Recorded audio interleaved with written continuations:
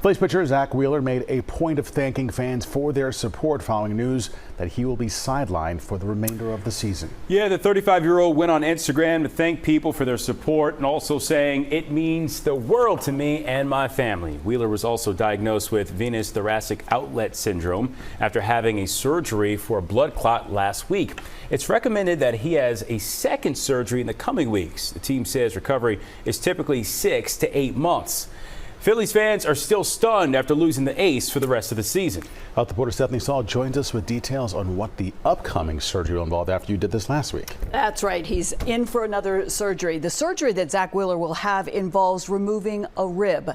Doctors say he faces a long and potentially challenging recovery.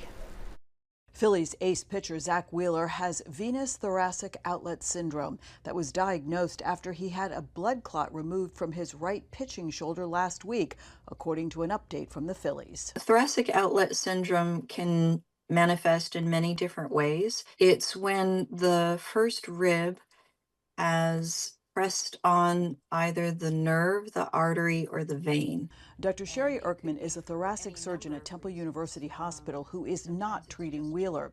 His condition centers on the thoracic outlet area that's between the clavicle or collarbone and the first rib in the top part of the chest. People like rowers or pitchers, even occupations like painters and hairstylists, people who have their arms up and doing repetitive motions, that you can develop this really strong muscle of the neck and it hoists that first rib up. Dr. Erkman says that can cause a variety of symptoms, including numbness and tingling. Saturday, the Phillies announced that Wheeler's treatment will be thoracic outlet decompression surgery. That's the removal of his first rib just below the collarbone. There are several different ways to do that.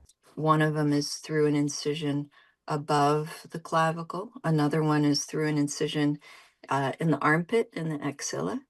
And another one is robotically to go into the chest and remove it from the inside out.